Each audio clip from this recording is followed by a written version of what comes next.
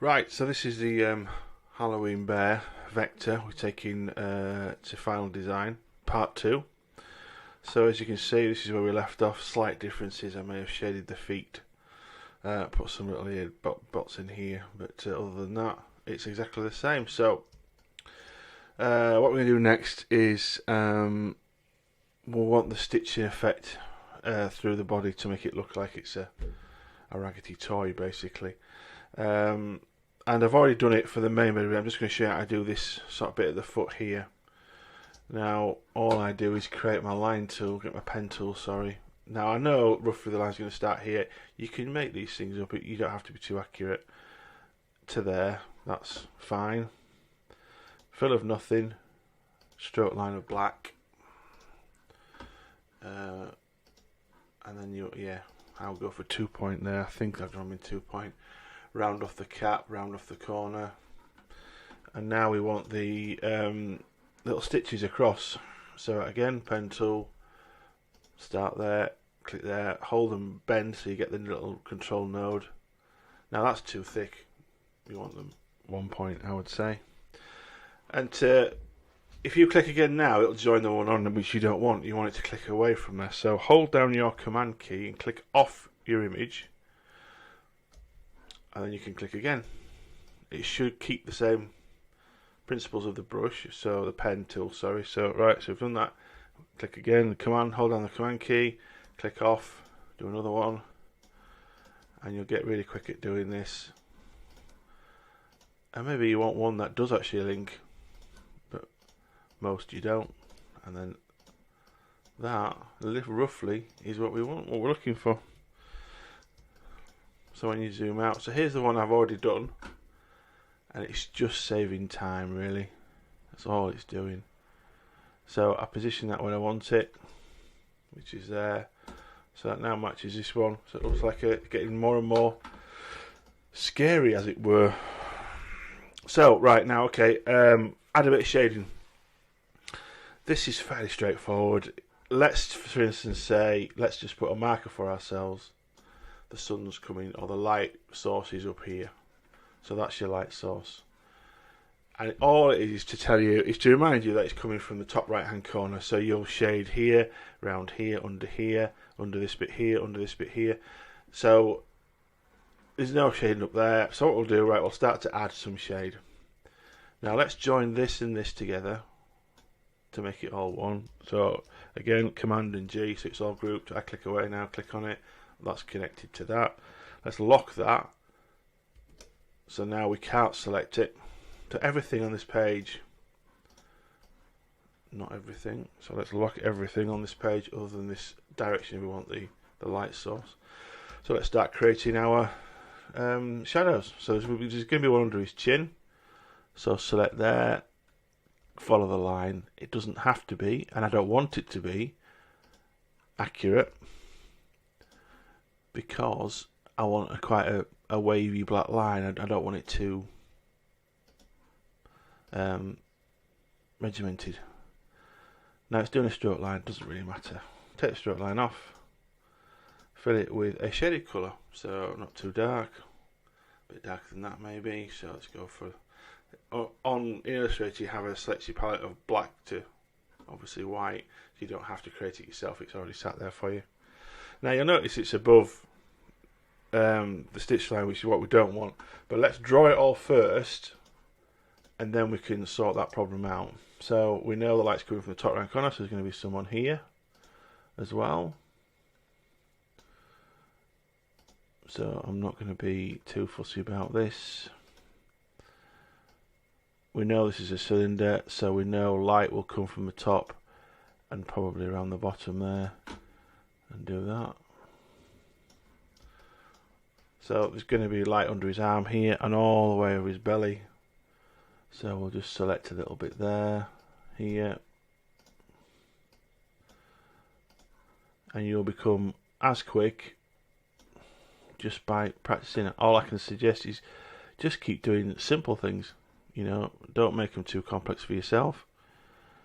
There's no need to be. And then learn this program how you want to, because it does respond to things you do. There is hundreds of ways of doing different things. or doing the same thing. So you can do it in your own way. I mean, all I'm doing is showing you the way I do certain things. You don't have to do it this way at all. So I am just literally now making this up, really.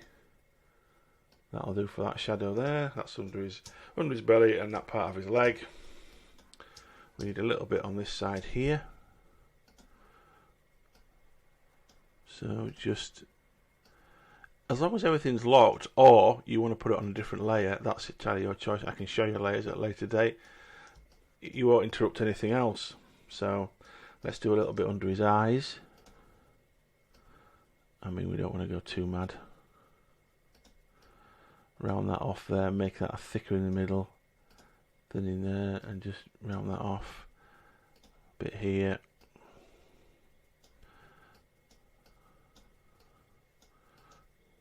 So yeah, that's all we're doing. Might want a little bit under that bit. Nothing again. And these may look rough, but I think that's the. You can be very precise. I mean, there's some people on here who do it absolutely spot on. But that's just the way they want to do it, which is fine. You do it how you see fit. I'm just showing you the kind of the techniques that makes it easy for me, really. So that'll do. Shading wise, you zoom out, looks alright. So as we said, this is all needs to come to the front now. So unlock it all, which is Command, Option, and number 2. So basically we want that to the front. So Command, Shift, and the bracket tool brings that to the front. That's pretty much all you need. Everything else is alright on there. Feet wise, now we've already got a colour in there, a grey in these, because they're the end of his feet. So to do the shadow on there, again, highlight all, which is Command A, lock it all, Command and 2. So let's draw. I think I've already drawn it on, actually. Yeah, it's already there, look. So we don't need that. So we'll draw it ourselves anyway. So literally just as it did before. The only difference with this is we're going to fill it with a solid colour and do a transparency on it. So what happens then is it's, for some reason I've got 2 nodes there. It will produce a shadow but in a different way. So giving you 2 techniques here. So that's a solid colour there. Let's fill it with a darker colour. Fine. So now we go up to our transparency window, which is, again, if you go to window, down here is transparency. Mine's clicked on, so it's sat there. There is the opacity. I will go for something like 40%, 30-40%. Let's try 40%. So that gives you the shadow effect on an already coloured object. So let's do the same on here. Pen tool again, creating our shadow tool. We know it's top right hand corner, but this foot is facing the opposite way, so most of it's going to be in shadow. Again, if you don't like these shadows and you don't want to do them, like they look wrong or they're not working out, then you put them where you think is right. So we said 40% there. Have a look. That looks alright to me. There'll be a shadow on this as well. So we do the same thing here. I would bring this one probably to the whole lot, because what we want is the paw. We don't want the just the shadow of the paw. I don't want it, again, too perfect. And all I'm doing here is using my holding and dragging. Again, 40%, let's try that. Let's have a look in full size. Which quick key is Command and 0, sorry, not. Looks alright, that one. So right, okay, let's say we've got our bear done. So it looks okay to me. So let's group him all together, select all. Let's unlock all first, just in case. Group all, so highlight all, Command and G. Perfect. Actually, no, let's ungroup it all, Command, because we want to take this black background here. We want to grab that just that if we can, that's it, and copy that, pull it out of the way, then group all that together. So what we're going to do in here, we're going to make a nice thick line around our bear, and the way we're going to show this better is by making the background black. So just put, all I do is put a big black on there, send it to the back and lock it. So it looks okay. Actually, with that triangle there, we see we need to make that a different colour, don't we? Because it doesn't look, sticks out a mile out. Let's grab that. And now I use an eyedropper tool here, this one. I just click on there and I'll change it to that colour. That's fine. Right, so we want to make a nice outline around this guy. So fill this with any colour. I'm going to pick yellow. And then make a stroke line of yellow. And make it something like 15 point. Nice and thick. So round off the cap, round off the corner again. Go to Object, Path, Outline Stroke. And then go to your Pathfinder and combine it all. So there's part one of what we're doing. So select it again and hold, Command and, sorry, no, Shift and Option. That's the second part of it. So again, a different colour again. Let's fill it with, make a stroke line of blue. Make it 20%, 20 points, sorry. Again, round the cap, round the corner. Object, Path, Outline Stroke. And then combine, then grab the yellow one, put it over the top of the blue one, bring it to the front,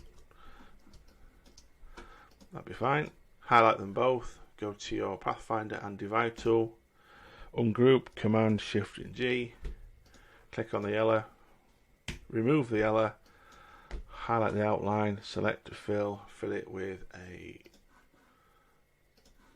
you can fill it with white, you fill it with off-white. So then you pop that on top of here. Gives you a nice black key line of space around him and white around that. And you just have a look at that. Makes that stick out loads, doesn't it? Look a load better. So now what we want is some text on it. Now it can be any text at all.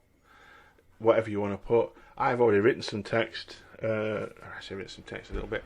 And I've made it into a curve pattern, which I've done on a previous video. It shows how to put text on a curve. So just use that to put your curved text around this, or just use it as a bear, whatever you want to do. So this is my curved text that I used, or I will be using. I'm not going to put this online, I don't think. It's just a key for you. Now we don't know if that's centered in the bear. You can do it by eye. It looks all right.